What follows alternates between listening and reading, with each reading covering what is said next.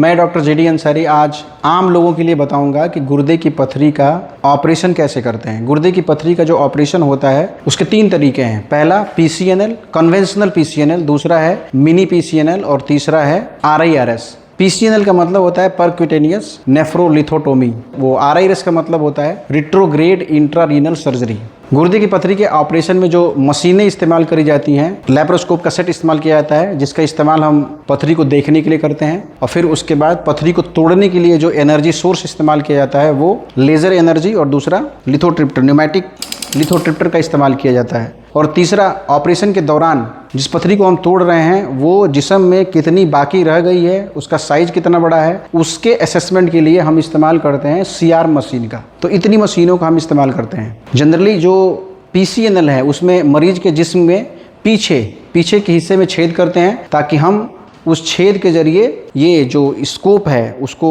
जिस्म के अंदर डाल के पथरी को देख सकें, और फिर लेज़र और जो न्यूमेटिक लिथोट्रिप्टर का इस्तेमाल करके पथरी को तोड़ के जिस्म से बाहर निकाल सकें। मरीज के जिस्म में किए गए छेद के हिसाब से जो पीसीएनएल के टाइप होते हैं वो मेनली होते हैं। अगर हम इतना मोटा किसी मरीज के जिस्म में छेद करते हैं तो उसे बोलते हैं कन्वेंशनल पीसीएनएल, और अगर किसी मरीज के जिस्म में हम इतना पतला छेद करते हैं तो उसे बोलते हैं मिनी पीसीएनएल।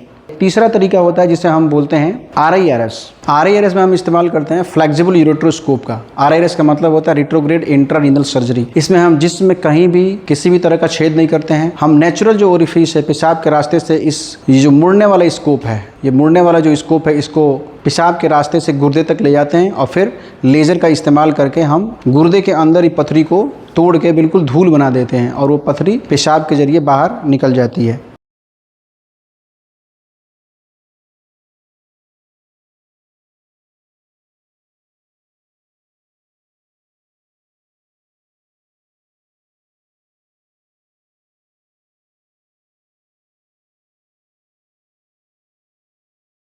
इसका फ़ायदा क्या है आरआईआरएस का? आरआईआरएस का फ़ायदा ये है कि जिस्म में कहीं भी कोई छेद नहीं होता है, गुर्दे को कोई चोट नहीं पहुंचती है, और पथरी बिना किसी छेद के लेज़र से तोड़ के उसे बाहर निकाल दिया जाता है। इसका नुकसान क्या है? इसका नुकसान ये है कि पहली बात तो ये बहुत बड़ी पथरी के लिए इस्तेमाल नहीं किया जा सकता। पथरी जितनी छोटी होती है आरआईआरएस उतना ही सक्सेसफुल होता है। पथरी रिकमेंडेड जो है वो 2 सेंटीमीटर से बड़ी नहीं होनी चाहिए। जितनी छोटी पथरी होगी 11 mm, 12 mm, 15 mm, आरआईआरएस में सक्सेस रेट उतना ही अच्छा है। दूसरा, गुर्दा फैला नहीं होना चाहिए। फैला हुआ गुर्दा है, हाइड्रोनेफ्रोसिस है, मॉडरेट या सीवियर, तो उसमें आरआईआरएस सक्सेसफुल नहीं होता है। दूसरा, इसका ड्रॉबैक ये है कि ये बहुत ज़्यादा महंगा होता है। महंगा इसलिए होता है कि इसमें जो औजार इस्तेमाल किए जाते हैं वो बहुत ज़्यादा कॉस्टली हैं। इसमें लेज़र इस्तेमाल किया जाता है, ये स्कोप अपने आप में बहुत ज़्यादा महंगा है, इसलिए ये सर्जरी महंगी होती है। और जो तीसरा नुकसान इसका है वो ये है कि कभी कभी जो इसमें पथरी के चूरे जिस्म में छूट जाते हैं वो धीरे धीरे जिस्म से बाहर निकलते हैं, लगभग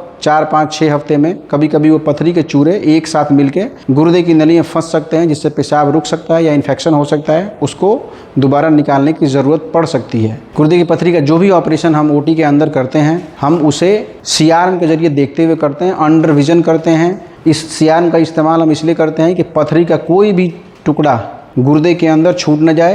अल्ट्रासाउंड का इस्तेमाल पथरी की साइज के लिए हम ओटी में नहीं करते, इसलिए कि अल्ट्रासाउंड पथरी की साइज के लिए आइडियल नहीं है। पथरी की साइज के लिए जो आइडियल, गुर्दे की पथरी की साइज के लिए जो आइडियल टेस्ट है वो ऑपरेशन के दौरान या ऑपरेशन के बाद वो एक्सरे है या सिटी स्कैन है। तो इसलिए हमेशा ऑपरेशन के दौरान जब कभी भी हम आरआईआरएस करें या हम पीसीएनएल करें या हम मिनी पीसीएनएल करें, हम पथरी को कितनी पथरी बच गई है, बिल्कुल 100% क्लियर हुई है नहीं हुई है, इसका असेसमेंट एक तो देखते हुए भी करते हैं और दूसरा हम सीआरएम के इस्तेमाल से करते हैं। बहुत कभी कभी ऐसा होता है कि आरआईआरएस कराने वाले मरीज आरआईआरएस तो करा लेते हैं, लेकिन वो कभी कभी अगर कुछ प्रॉब्लम होती है, अगर स्टोन का बल्क ज़्यादा हो, हमने उसका आरआईआरएस कर दिया, स्टोन के कुछ चूरे अगर जिसमें फंसे हुए हैं, गुर्दा अगर फैला हुआ है, तो वो इंतजार नहीं करते हैं। अगर वो बाहर अल्ट्रासाउंड कराएंगे तो उसमें पथरी अल्ट्रासाउंड में आ सकती है, और अल्ट्रासाउंड की जो साइज होती है वो जनरली पथरी की साइज से बड़ा आता है, तो उससे लोगों को कन्फ्यूजन होता है। जब कभी भी आप आरआईआरएस करवाएं तो डॉक्टर के कहने पे ही कम से कम 6 हफ्ते तक इंतजार करें, जब वो बोले तब आप अल्ट्रासाउंड बाहर करवाएं। और हमेशा अल्ट्रासाउंड बाहर कराने के बाद उसके साथ एक्सरे करवाएं।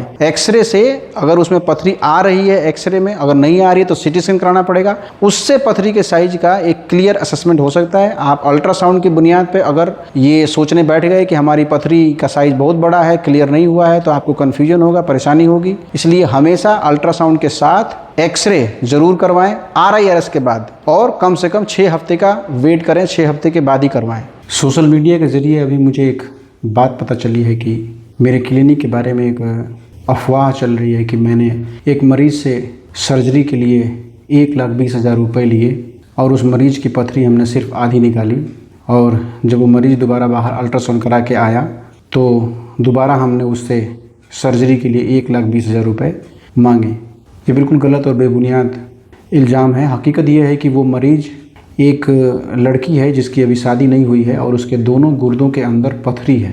अल्ट्रासाउंड की रिपोर्ट के मुताबिक उसके जो बाएं गुर्दे में पथरी है वो तकरीबन 20 mm से ज़्यादा थी, और एक्सरे के मुताबिक जिसको मैंने अपने यहाँ किया उसमें वो पथरी लगभग 18 mm की थी। अल्ट्रासाउंड में हमेशा पथरी का साइज़ बड़ा आता है, और जो दाहिने साइड में उसकी पथरी थी वो अल्ट्रासाउंड के मुताबिक लगभग 16 mm से ज़्यादा थी, लेकिन मेरे अपने एक्सरे का जो असेसमेंट है वो ये है 14 mm के करीब, 14 mm की पथरी होगी। साथ ही उसके दोनों गुर्दे में बहुत दिनों से पथरी, जो वो गुर्दे और पेशाब की नली के मुंह पे फंस जाने की वजह से सूजन थी, जिसको बोलते हैं मेडिकल टर्म में हाइड्रोनेफ्रोसिस।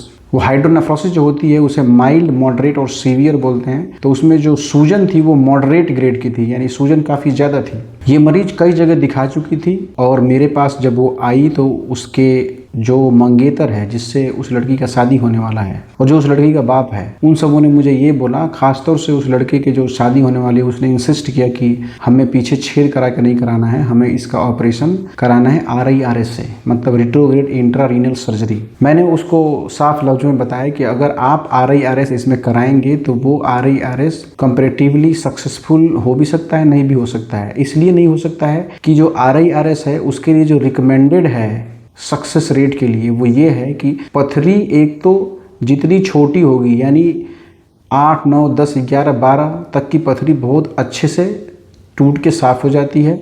एक तो RIRS 20 mm से बड़ी पथरी का तो करना ठीक नहीं होता है, और जितनी छोटी पथरी होती है उसकी सक्सेस रेट उतना ही ज़्यादा होता है। प्लस साथ में गुर्दा फैला नहीं होना चाहिए, मतलब कि गुर्दे का जो सूजन है वो माइल्ड ग्रेड होना चाहिए। अगर माइल्ड ग्रेड है तो पथरी कहीं भी इधर उधर भागती नहीं है, और उसको बड़े आराम से तोड़ दिया जाता है और बिल्कुल धूल बन के बाहर निकल जाती है। कुछ छोटे मोटे कण अगर बाकी भी रह जाते हैं तो वो भी बहुत ईजिली बाद में धीरे धीरे बाहर निकल जाते हैं। प्रॉब्लम तब आती है जब गुर्दा फैला ज़्यादा होता है और पथरी बड़ी होती है। इसमें RIRS करने के बाद पथरी चूंकि ज़्यादा होती है तो उसमें कुछ पथरी के छोटे छोटे टुकड़े गुर्दे के अंदर फैल जाते हैं, और वो तुरंत निकलते नहीं हैं। वो फिर धीरे धीरे वक्त के साथ 6, 8 हो सकता है 3 महीने भी लग जाए, वो धीरे धीरे पास आउट हो जाता है। इसमें कोई डाउट नहीं है। इस बुनियाद पे मैंने उसे बोला कि भाई इसमें जो है PCNL करा लो, ज़्यादा बेटर रहेगा। लेकिन चूंकि उनके इंसिस्ट करने की वजह से मैंने उन्हें एक्सप्लेन किया कि आपकी सर्जरी अगर RIRS अगर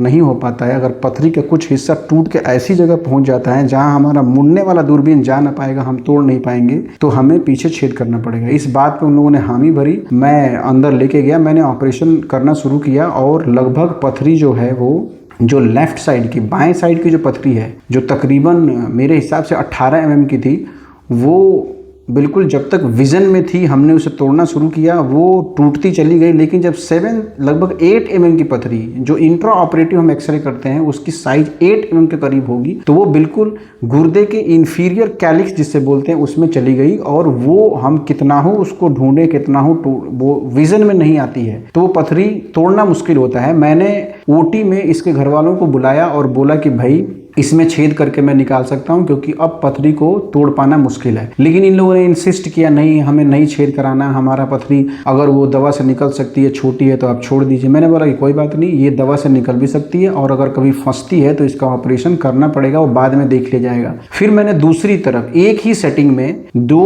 दाहिने गुर्दे का पथरी है उसको भी मैंने तोड़ा, वो बिल्कुल टूट के लगभग 80% पथरी बाहर निकल गई। और जैसा कि RIRS में छोटे छोटे टुकड़े जो 1 mm या 1.5 mm या 0.5 mm के होते हैं, कुछ टुकड़े वो गुर्दे के अंदर फैल जाते हैं, वो उस वक्त नहीं निकल पाते हैं, और वो कोई बड़ी बात नहीं है, वो बाद में निकलते हैं। RIRS का यही ड्रॉबैक है, कॉस्ट ज़्यादा होना, छोटे छोटे टुकड़े जो गुर्दे में फैल जाते हैं वो धीरे धीरे वो निकलता है। हालांकि इसका ये बहुत बड़ा ड्रॉबैक नहीं माना जाएगा, निकल जाता है। बहरहाल मैंने पेशेंट की छुट्टी 3 दिन में कर दी, 10 दिन के बाद उसकी नली निकल गई। वो जो पथरी जो बाएं साइड में छूटी हुई थी वो पथरी फिर से नली में आके फंस गई, और दाहिने साइड में जो चूरे थे, वो कभी कभी ऐसा भी होता है कि चूरे एक साथ जमा होके नली में फंस के समटाइम रुकावट पैदा कर देते हैं, तो वो पथरी आके उसमें रुकावट की तरह उसने रुकावट पैदा कर दी। मरीज का पेशाब आना बंद हो गया। बाहर उसने अल्ट्रासाउंड कराया, कोई गलती नहीं करी, उसने अल्ट्रासाउंड कराया। अल्ट्रासाउंड में जाहिर सी बात है जो 8 mm की पथरी और 12-13 mm की पथरी आता है, असेसमेंट अल्ट्रासाउंड का बढ़ के आता है। दूसरी तरफ भी उसमें पथरी आ गई कि 10 mm की है, प्लस उन्होंने छोटे छोटे जो चूरे होते हैं उसका भी असेसमेंट 7-7 8 mm की पथरी किया। फिर वो मेरे पास आया, उन्होंने इस बात पे बहुत ऐतराज़ जताया कि भाई आपने तो हमारी पथरी निकाली नहीं। मैंने उनसे बोला कि देखिए ऑपरेशन से पहले का आपके पास एक्सरे है जिसमें 2 बड़ी बड़ी पथरियाँ दिख रही हैं, और ऑपरेशन के बाद का एक्सरे मैंने आपको दिया है जो हमारे यहाँ किया हुआ है जिसमें बिल्कुल वो पथरी नहीं दिख रही है। सिर्फ अल्ट्रासाउंड पथरी के साइज और पथरी के बाकी रहने का जजमेंट नहीं करता है, आपको एक्सरे भी मैच करना पड़ेगा। और कभी कभी अगर पथरी एक्सरे में नहीं आती है तो सीटी स्कैन से मैच करना पड़ता है। मैंने उनसे बोला ये ठीक हो जाएगा। मैंने उसे भर्ती किया विदाउट एनी कॉस्ट। मैंने उस मरीज की वो जो कचरा फंसा हुआ था वो पथरी निकाल दी, और दूसरी पथरी जो छूट गई थी उस वक्त उसका मैंने दोबारा RRS किया, और वो पथरी फिर वो इंफीरियर कैलिक्स में न जाके वो सुपीरियर कैलिक्स में हमें मिल गई। हमने उसको फिर से वहां पे उसको 10 से 12 टुकड़ों में तोड़ दिया। उसमें बहुत सी पथरी बाहर निकल गई। कुछ पथरी के टुकड़े अभी भी उस गुर्दे में मौजूद होंगे, मैंने इनसे बोला था, वो दवा से निकल जाएगी। मरीज बिल्कुल सही है, बिल्कुल ठीक है, इस वक्त उसे कोई परेशानी नहीं है। मसला ये हुआ कि हमने इनसे ये बोला, हमारे जो फार्मासिस्ट ने ये बोला कि हमारे यहाँ हॉस्पिटल में दवा खरीद के आती है, आप दवा के पैसे दे दीजिए। मरीज दवा के पैसे भी नहीं देना चाहता है। इस वजह से बवाल हुआ, इस वजह से उसने बहुत ज़्यादा इसको एग्जेगरेट किया। अपने जितने भी जानने वाले हैं उनको हॉस्पिटल में इकट्ठा किया, मीडिया को बुलाया, यहाँ तक कि उसने 100 नंबर पे कॉल करके पुलिस को बुलाया, एक बहुत बड़ा क्यास पैदा किया। मैंने सबसे अपनी यही बात रखी, पत्रकारों से भी मैंने यही बात रखी, इसमें कोई मतलब वो नहीं है, आप सिर्फ अल्ट्रासाउंड की बुनियाद पर इस तरीके से बात न करें, आप एक्सरे देखें, एक्सरे मैच करें। इस ऑपरेशन में कुछ भी नहीं किया गया। इन्होंने जो ये बेबुनियाद बात लगाई है कि हमने पहले ऑपरेशन में 1 लाख रुपए लिए, 1.25 लाख रुपए लिए, गलत है। हकीकत ये है कि ये ऑपरेशन दिल्ली या बॉम्बे जैसे शहरों में मिनिमम एक तरफ का 1 लाख से 1.25 लाख में होता है, यानी ये दोनों तरफ का एक सेटिंग में कोई ऑपरेशन किया जाए तो कम से कम 2 से 2.5 लाख रुपया खर्च होगा। हमारे यहाँ ये ऑपरेशन अगर किया जाए तो कम से कम 1.25 लाख रुपए आता है, लेकिन इसने इस ऑपरेशन के सिर्फ 80,000 रुपये दिए हैं, और उसका रिसिप्ट हमारे पास है, साइन किया हुआ।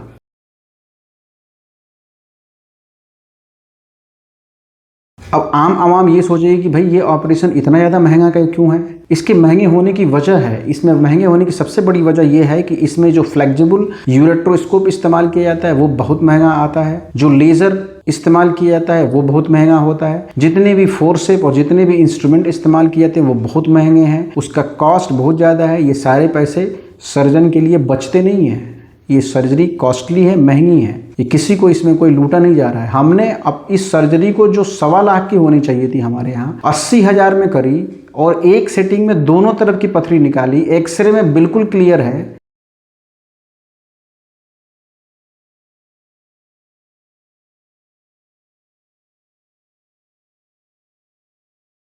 वो अल्ट्रासाउंड को नहीं माना जा सकता। वो अलग बात है कि वो पथरी फंस गई, कचरा फंस गया, उसके लिए कोई बड़ी बात नहीं है, उसको हमने दोबारा ऑपरेट करके सही किया, उसके एक पैसे नहीं लिए। हम अभी भी बोल रहे हैं कि वो जो भी कचरा अंदर थोड़ा बहुत पथरी है, ये RIRS का ड्रॉबैक है और इसके लिए कोऑपरेट करना पड़ता है। मरीज चूंकि शुरू में आया था, मुझे वो मरीज लगा कि बहुत अच्छा है, समझदार है, और इसके पास चलो उतने पैसे नहीं हैं, और चूंकि ये इंसिस्ट कर रहा है, बच्ची की शादी नहीं हुई है, जिससे शादी हो रही है उसका भी मतलब ये है कि छेद नहीं होना चाहिए, तो मैंने बोला कि कोऑपरेटिव हैं, बड़ा स्टोन है, गुर्दा फैला हुआ है, ये कोऑपरेट करेंगे मेरे साथ, इनकी बच्ची का भला हो जाएगा। चूंकि इतने कोऑपरेटिव हैं तो मैं इसमें उठा सकता हूँ रिस्क, बट मुझे नहीं मालूम था कि ये लोग इस तरीके से ये लोग बिहेव करेंगे और इस तरीके से सोशल मीडिया पे हमारे क्लिनिक के बारे में और हमारे बारे में गलतफहमी फैलाएंगे। अब ये मैं आवाम पे छोड़ता हूँ कि कौन गलत है और कौन सही है, वो तय करें। शुक्रिया।